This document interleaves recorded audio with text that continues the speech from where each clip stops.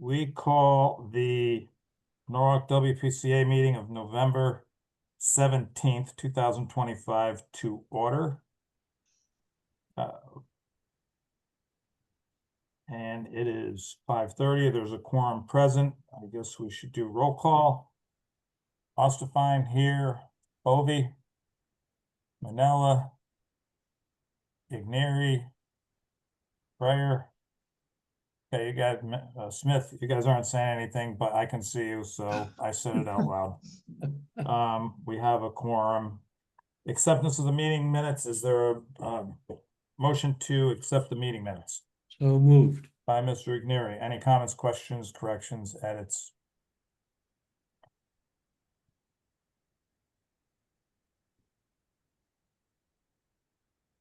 No comments, questions, edits, corrections. Hearing none.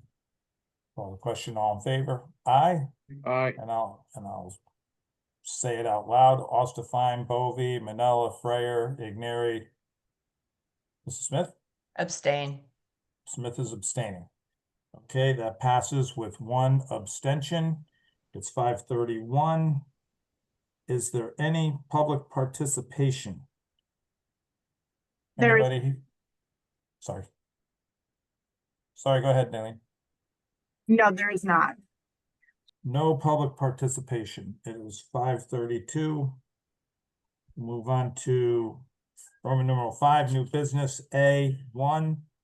Also, authorize the chairman or the vice chairman of the Water Pollution Control Authority to execute the Fourth Amendment to the January 27th, 2016 agreement with Arcadis USA Incorporated to extend the term of agreement for 5 years with an optional 5-year renewal and to include additional on-call professional engineering services for the amount not to exceed $8 million.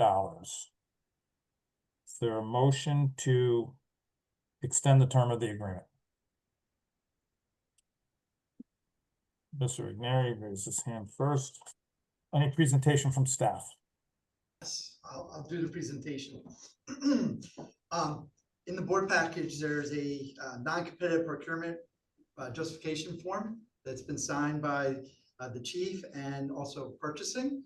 In addition, we have a November 7th memo from myself to the WPCA chairman and the chief of, Vanessa, the chief of operations public works, along with a proposal, a November 3rd proposal from Arcadis.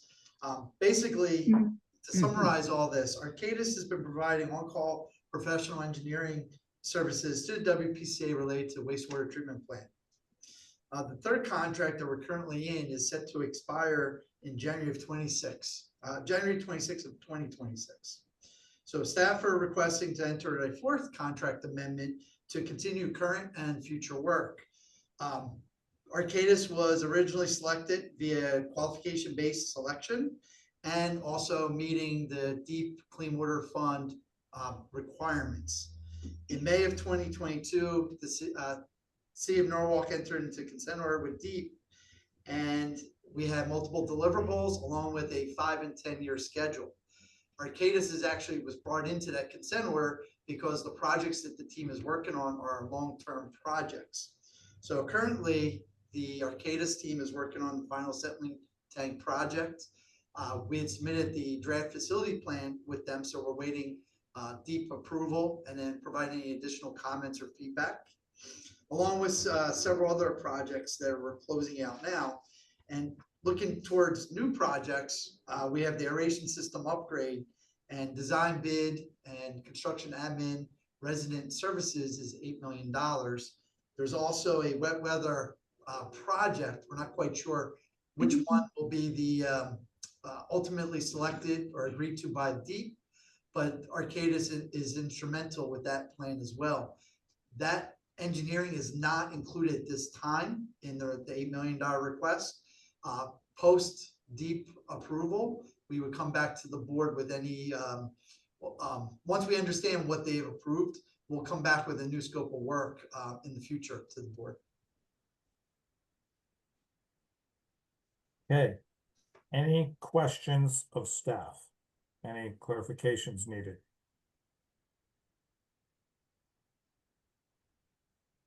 Wow. Mr. Igneri. What were we paying them? What was the previous contract? So there's still about $3 million that's open based on the design, which is about $1 million for the final settling tank. And then there's an additional 2 million for construction admin and services during construction of the final settling tank project, which is currently pending approval with the state. So the request for the Fourth Amendment would extend their timeline. So those current POs would be extended as well. So we can utilize those additional funds, the approximately 3 million, and then the new $8 million that we're requesting for a total of 11. Oh, the last amendment total? I think it was 3 million for amendment 3. Okay, How Ms. Smith. many years was Amendment 3? I believe we signed the original Great. contract in 2016. And since 2016, because of multiple regulatory direction and then the consent order, along with COVID, our big projects per that original scope got delayed. And that was really the facility plan. And that was submitted just over 2 years ago. Okay, thanks. Mr. And the way Manella. we're structuring the amendment, the Fourth Amendment is in line with the consent order with the state.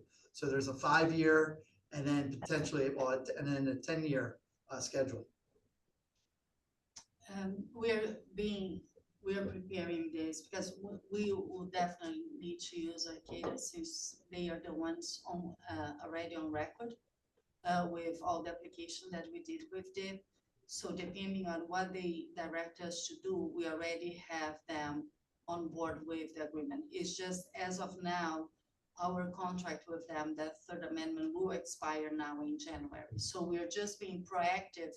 And besides extending the agreement so they can still do work for us, we are adding a sum not to exceed based on what we believe will be their future tasks. Although those tasks haven't been issued to them, will be on an occasional basis, right? Correct. Okay, Mr. Manella, trying to jump in? Yeah, all the costs in this agreement are already budgeted for and accounted for. That is That's correct. number one. And then number two, I read, I think it was in Ralph, yours, I thought you wrote on here somewhere. You really can't change these Arcadis out without approval from the deep, right? Correct. So that's what they are, that's why they are on record as, and unfortunately, as everybody knows, we're getting pretty much no response on everything that we have submitted to Connecticut Deep. So that's why it's dragging the process a little bit longer, but they are the engineers on record. So, and we follow, to get them on record, we have to follow the way that we hire them, how we advertise for the RFQ and all that. So to just do a change it's quite of a process.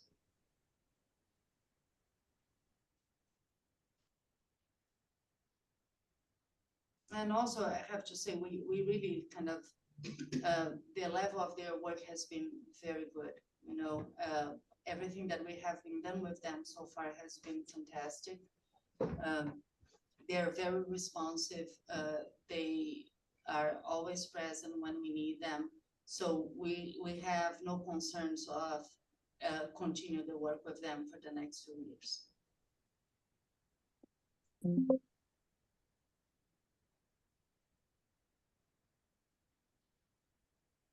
Mr. Igneri, you lit up there for a second. You good? no question. Any other questions? Comments, clarifications?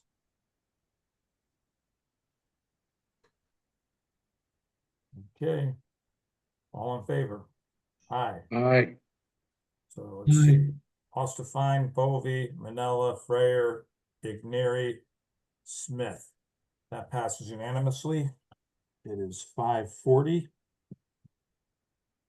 Roman All numeral right, 5. Darren, you also have Heather Dunn has joined. Excuse me? She's voting yes. I'm sorry, what was that? I'm here too. It's Heather Dunn.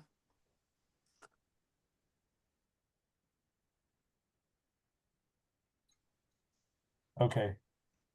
540 Roman numeral 5B1. Is there a motion to authorize the chairman or vice chairman of the Water Pollution Control Authority to retain Viral Dana for $250,000? Smith. Okay, is there a presentation from staff for this item? I'll present that as well. As the WPCA board is aware, Viral Law has been providing legal services to the WPCA for many years now. Through various regulatory and permitting challenges, along with the consent order and assisting the WPCA and the city on various matters related to the WPCA. Over those years, they've never approached the WPCA to increase their rates until recently. That's the purpose of this. So they've asked if the WPCA board would consider a rate increase. They did give us a 20% discount from their rates for their entire staff that would be working on any legal matters for the city. We do have a proposal. We can bring that up with the rates table if that helps. Let's see that. I guess we're good. Any other questions? Hearing none. All in favor? Aye. Aye. Ostafine, Bovee, Manella, Freyer, Ignary, Smith. Passes unanimously. It is 5:42 p.m. Going to Roman numeral 6, old business A, contract operations reports. Hi, good evening, everyone. So I'll go over a few stats for this month, some highlights, and then we'll talk about the 2 MRR projects afterwards. So this month, the collections team, we did 3.5 miles of CCTV inspection, 3.01 miles of sewer cleaning, 113 manhole inspections, and 3.1 miles of SL rat inspection. The team also responded to 10 service calls this month, and the IPP team conducted 28 site inspections. On the plant side of things, our team cleaned both the north and south chlorine contact tanks. Moving into winter, those will go on every other month cleaning now. We had a strong nitrogen performance again at 490 pounds a day. And then more on the project side of things, we had the Killer Brook pump station, the temporary pump station improvement project is kind of at its final stage now as far as the temporary pump station goes. The remote monitoring controls were finished in October. So everything is as good as it'll get until we move to the new pump station eventually. So other than that, we had a heavy rainfall on October 30th to 31st. Rainfall averaged 2.5 inches across the city over our 3 rain gauges. We did not go into storm flow. Outfall 2 was not activated. We were able to utilize the collection system capacity, and we just barely got by without having to go out outfall 2. Flows were right at or just over 30 million, but it wasn't a sustained period, so we were able to make it through. So while that being the good thing, the bad news I have for the month, we did have one SSO event this month on Lexington Avenue. It was the day after the rain event. There was a surcharge in the sanitary sewer on Lexington, and the sewage came out of the manhole and went to a catch basin. We did all of the reporting and calls to all the parties within the correct time periods. The event stopped quickly. It was just a small blockage downstream. The area has been cleaned somewhat recently before this, so our thoughts are maybe with all of the rain moving, grit and material through the systems, maybe there was just some built up in a bottleneck there. But so that was remedied, and then we did an extra cleaning round around the whole vicinity just to make sure that there was no other areas. We did TVing out there again just to check to make sure there's nothing else lying in wait, so to speak. So, but other than that, we followed all permit requirements for October. The net DMR, MOR, NAR were all submitted to DEEP and EPA in October. So I'll pause there if there's any questions on that stuff. No questions. Okay. I'll move on to the MRR projects, the major repair and replacement projects. So item 6, Roman numeral 6A 2A, we have the arc flash study. So this is a project we requested. It is a every 5-year minimum requirement to be studied, where they essentially do an assessment of the facility and do remarking of any arc flash hazards. So we got 2 quotes, and we went with the lower of the 2 because both were equally qualified. And then our second project is generator load bank coils and relays. So on site we have a load bank for our generator that allows us to load test the generator, which is extremely important, especially for the admissions part of the generator. And what had happened was there's multiple different coil blocks and relays in that generator that essentially apply different amounts of load to the generator. The larger ones had begun chattering just due to wear and age. And so we were unable to test or load test the generator at higher percentages. Typically we're testing like 80 to 90%, but we haven't been able to do that since these have been chattering. So it's only been about 40%, which can lead to wet stacking in the generator. So we want to get that repaired so that we can go back to load testing at 80 to 90% as recommended. So those are the 2 projects we're requesting. Questions on major repair and replacement? Look good. So Roman numeral 6, B reports, it's 548. Okay, a copy of the fiscal year 25-26 revenues and expenditures munis reports was included in the backup. Did anyone have any questions about those reports? No questions. Also included in the backup, our NIPD's permit renewal application was submitted on October 2nd. On October 23rd, we received a notice from DEEP for the application sufficiency, which essentially says that the application is sufficient for processing. And that application expires on March of 2026. Did anyone have any questions about that?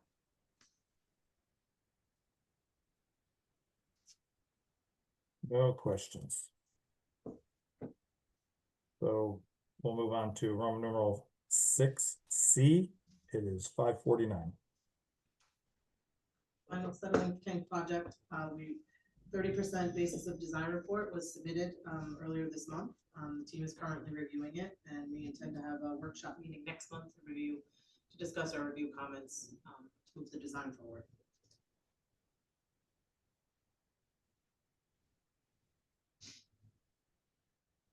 Okay. 6C2. So for the Betzwood and Barber Drive sanitary sewer separation drainage project, we're still in the process of finalizing our grant for this project. Right now, we hit a little bit of a roadblock. We're pending an archaeologist to do some test pits along our proposed drainage line along the Norwalk Green. So we've been working with First District Water on getting a right of entry agreement in order for the archaeologist to do his test pits. So that's where we're at right now. As far as the actual drainage design, we're pretty much finished with that, just pending these last couple items.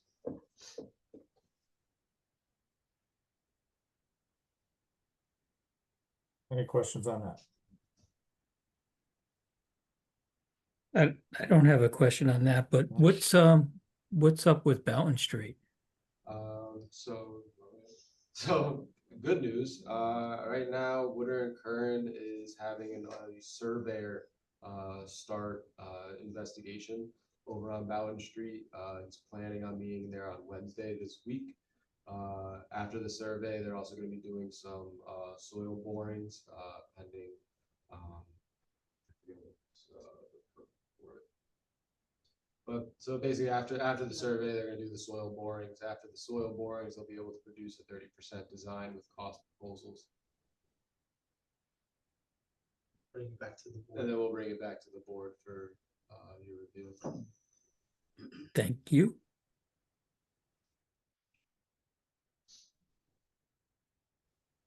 Roman numeral 6D. 5:51 PM. Fort Point Pump Station, the work is progressing at the Fort Point Station. They were still on temporary bypass while the work continues with the electrical and mechanical. It is anticipated that the work will be completed early next month and that will begin startup. We continue to collaborate with the Walk Bridge team on that project.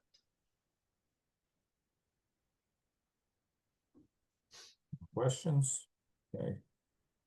Killer Brook, two.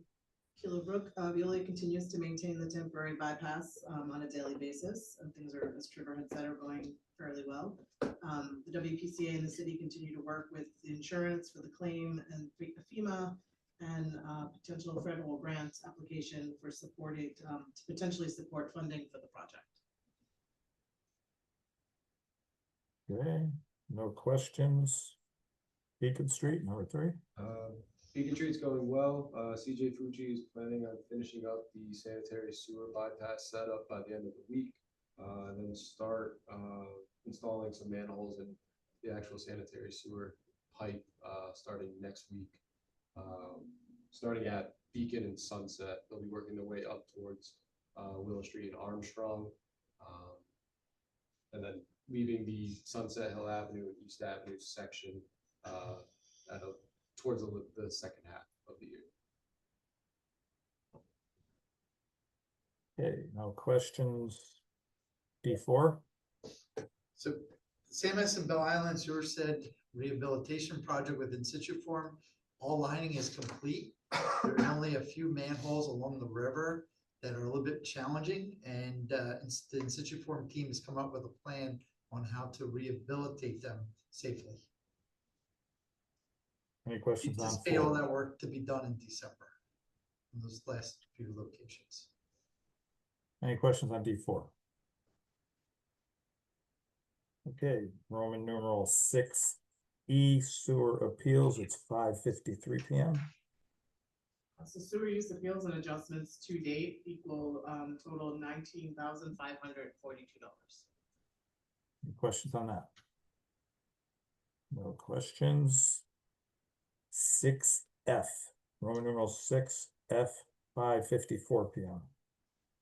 This is just an informational copy that included in the backup was the 2026 WPCA meeting schedule. Okay.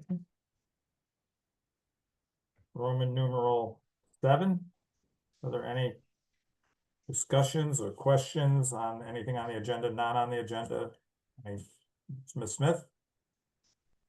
I do. I was wondering if anyone wanted to share, Ralph or Vanessa, anyone wanted to share the recent report that that you sent out and published about the great work you've been doing, and that there are 200 million gallons per day less going through the wastewater treatment plant than in the past.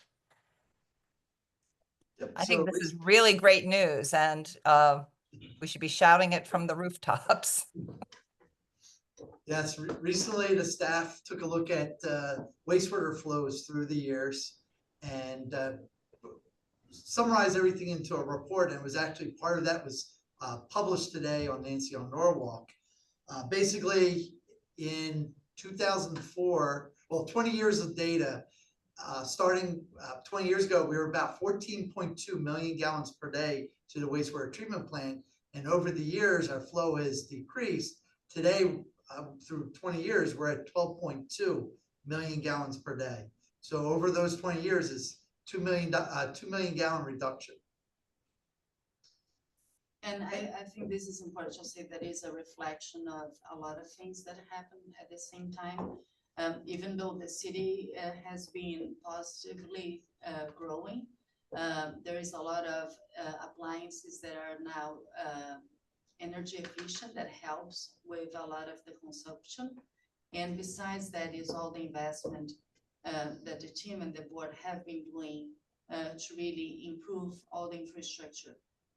Particularly when we're lining all these lines that we have been doing for many, many years. And also doing a lot of the separation from sewer and storm is actually paying back. So that's why we're actually very confident that what we propose to Connecticut Deep, that is on our consent order, we do have now the numbers to back up. So I think that was really good news. And again, is a team effort, you know, with everybody working and trying to find a way to really minimize the inflow to the treatment plant. And I heard someone saying that we've seen sturgeon in the river. Is that really true? Are we really seeing sturgeon in the river for the first time? And Yes, there was one spotted in the Norwalk River and several amazing. in the surrounding area, in the harbor and the sound. Well done. Well done, team. I'm actually going to start a caviar business.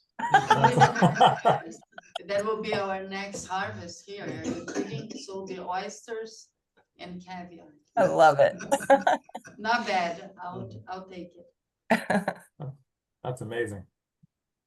That's great Any news. further discussion on that or anything else? Okay, it's 5:57. There a motion to adjourn. Mr. Igneri gets that. All in favor? Aye.